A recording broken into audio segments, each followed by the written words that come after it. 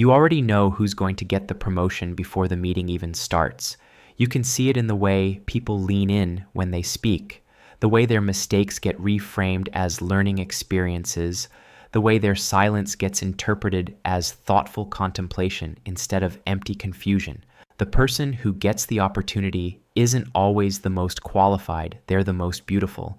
And before you dismiss this as shallow observation, understand that the mechanism deciding their fate is operating in your brain right now, sorting people into categories of deserving and undeserving based on nothing more than the geometry of their faces. The halo effect is not a metaphor, it's a documented cognitive bias where one positive trait, usually physical attractiveness, bleeds into every other assessment you make about a person. When someone is beautiful, you unconsciously assume they are also intelligent, competent, trustworthy, and kind. Your rational mind believes it's evaluating people on merit. Your unconscious mind is running a completely different program, one written long before job interviews and performance reviews existed, and that program is deciding everything. You've witnessed this countless times without naming it. The attractive colleague who gets away with showing up late, the handsome defendant who receives a lighter sentence for the same crime, on the pretty student whose mediocre essay gets praised for its creativity. You told yourself there were other factors, because accepting the truth means accepting that you live in a world where your bone structure determines your destiny more than your work ethic ever will. In 1974, psychologists Karen Dion, Ellen Burscheid, and Elaine Walster conducted a study that would reveal something most people spend their entire lives denying.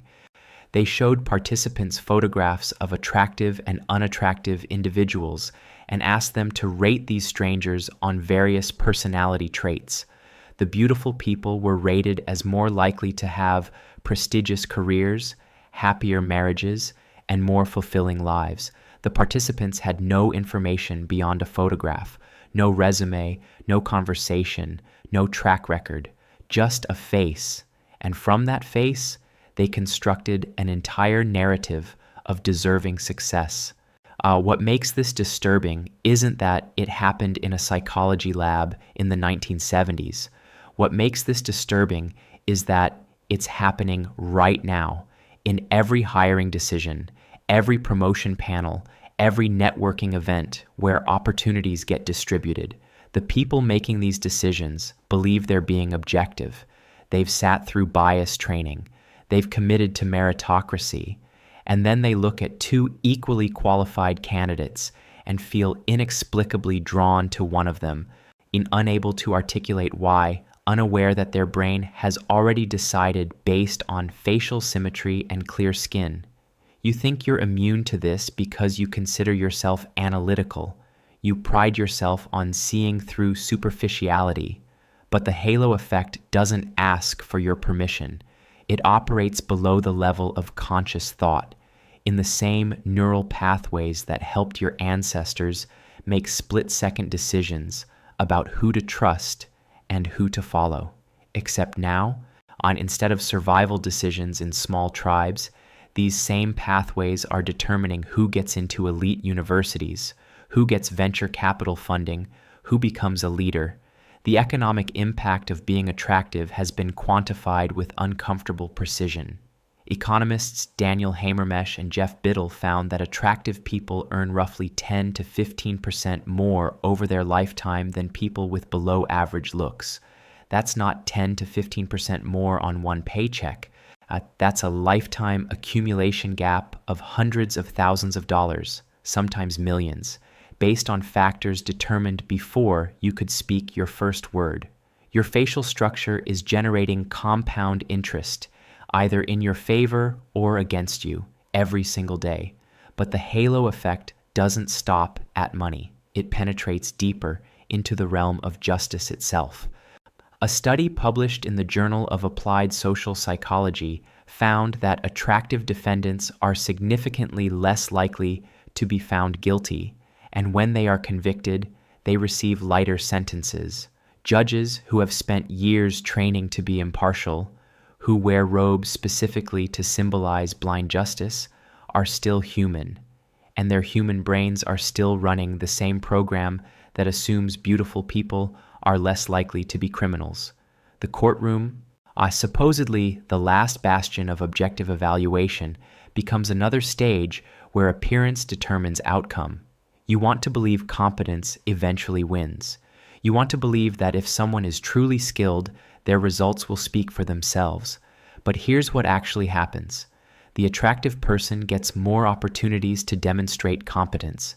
They get the benefit of the doubt during the learning curve.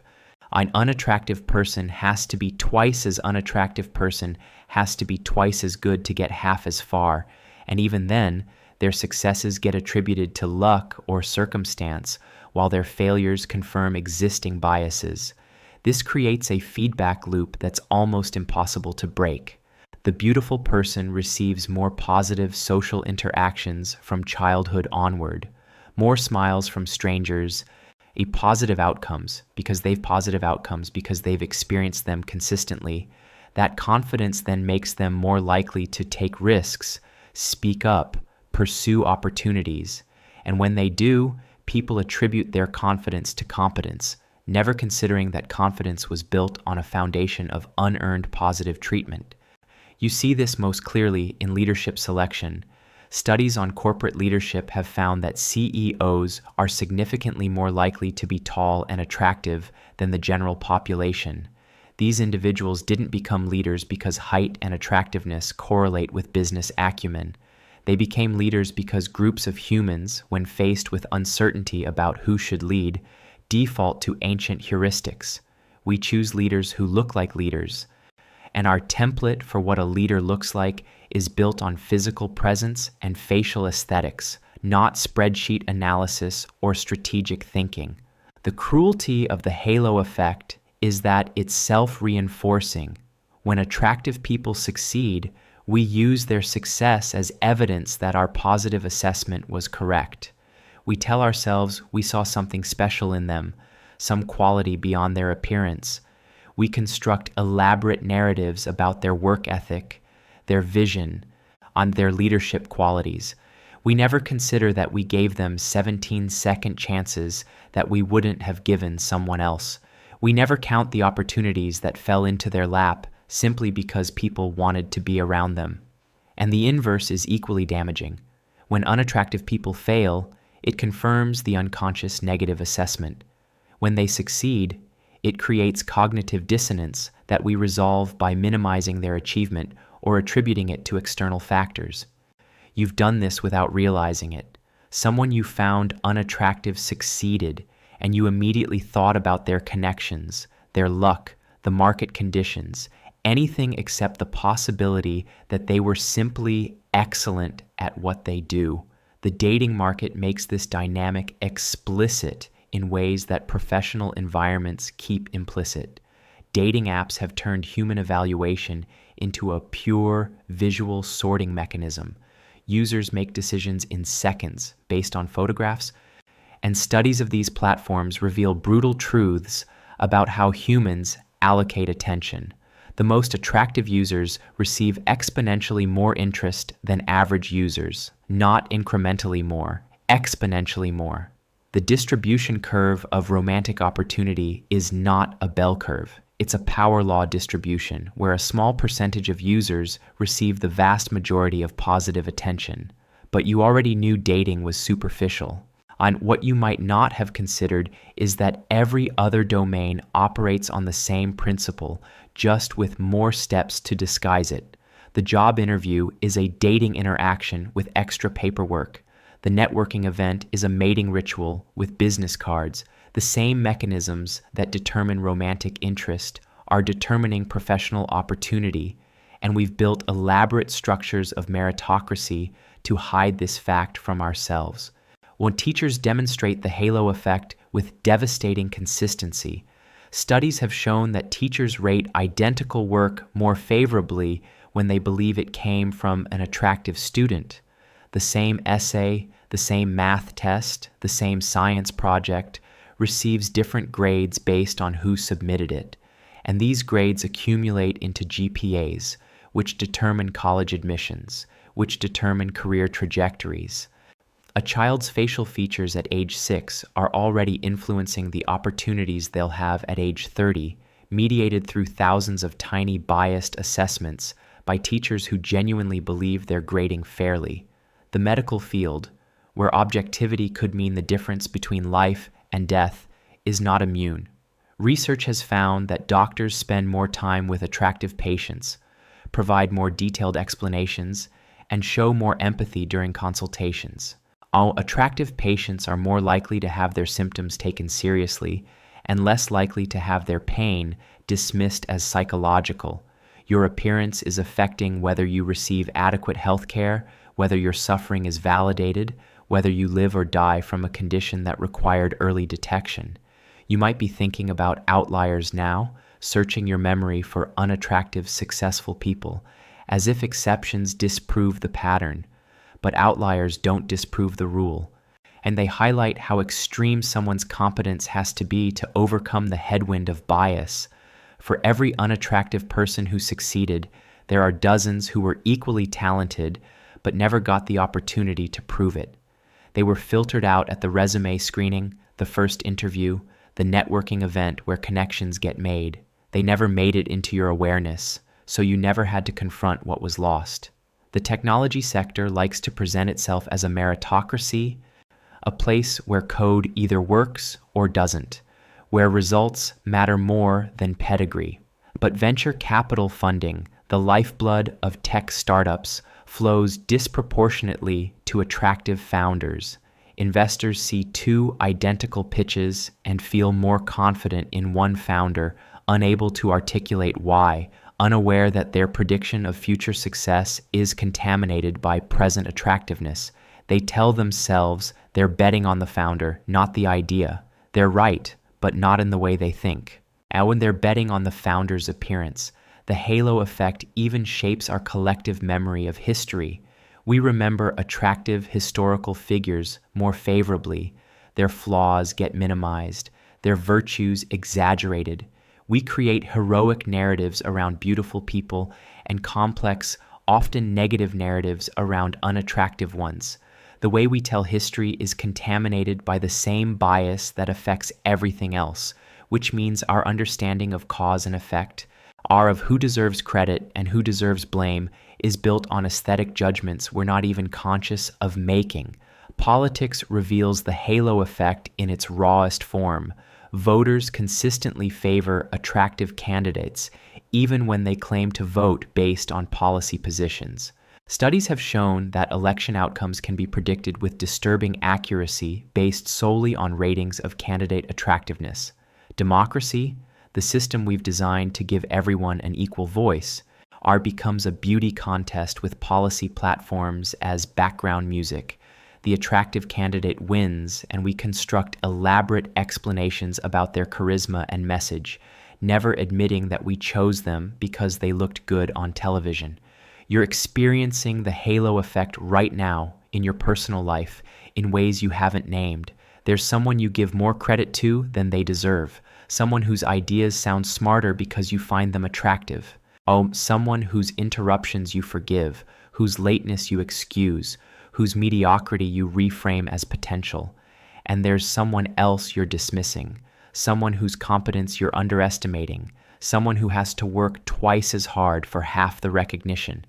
The halo effect is not something other people do. It's something you're doing right now, automatically. The workplace makes the halo effect systematic. Performance reviews, supposedly objective measurements of contribution, are contaminated by attractiveness bias at every level. Managers rate attractive employees more favorably on subjective metrics like leadership potential and cultural fit. These ratings determine promotions, raises, and project assignments, which in turn provide opportunities to develop actual skills. The attractive employee gets assigned to the high visibility project, succeeds because they were given resources and support, and their success confirms the manager's initial assessment. And the cycle continues. What makes this particularly insidious is that attractive people often don't realize the extent of their advantage. They experience their success as earned And in a sense, it is. They did work hard. They did develop skills, but they worked hard in an environment that was consistently rewarding their efforts, giving them chances to recover from mistakes, interpreting their actions in the most favorable light possible. They ran the race with a tailwind they couldn't feel, and so they attributed their speed entirely to their training. Meanwhile, unattractive people often internalize their lack of opportunity as personal failure. They see attractive people succeeding and assume those people have something they lack, some quality beyond appearance. They work harder, trying to compensate, not realizing that the gap isn't in their competence, but in how their competence is perceived. They're running the same race into a headwind, and no amount of training fully compensates for the resistance. The most disturbing aspect of the halo effect is how early it starts. Studies with infants show that even babies prefer to look at attractive faces. Adults hold attractive babies more, talk to them more, respond to their needs more quickly.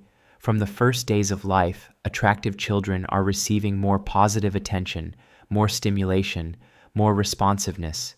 These early interactions shape brain development, social skills, and expectations about how the world works. By the time these children reach school age, they've already accumulated thousands of hours of differential treatment. This early advantage compounds over time. The attractive child who receives more positive attention develops better social skills.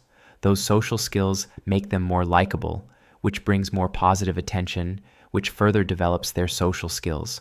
By adolescence, the gap in social competence between attractive and unattractive individuals is substantial, and it's tempting to attribute this gap to personality or innate ability. But it's not innate. It's the accumulated result of millions of tiny biased interactions starting before conscious memory. You can see the halo effect most clearly in its absence.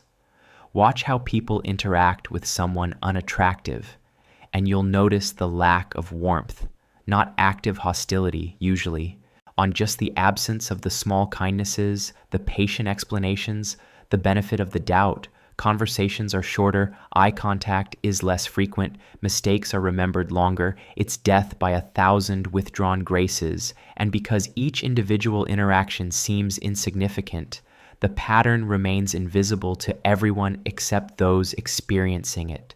The legal profession, built on the ideal of arguing from evidence and precedent, still falls victim to the halo effect. As attractive lawyers are perceived as more credible by juries, their arguments land with more weight. Their objections are taken more seriously by judges. Two lawyers can make identical arguments, cite the same precedents, present the same evidence, and the attractive one will be more persuasive. Justice, we like to believe, is blind. But juries have eyes, and those eyes are feeding data to brains running ancient software that equates beauty with truth. Social media has accelerated the halo effect by making appearance the primary filtering mechanism for attention. Platforms optimize for engagement, and human psychology engages more with attractive faces.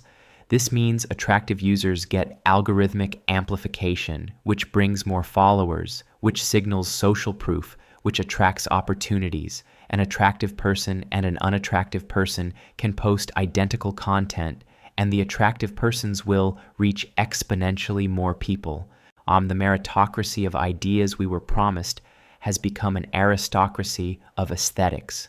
The self-help industry tells unattractive people to develop confidence, as if confidence alone can overcome systematic bias. This is cruel advice because it places the burden of correction on the victims of bias rather than on the bias itself. Worse, it doesn't work.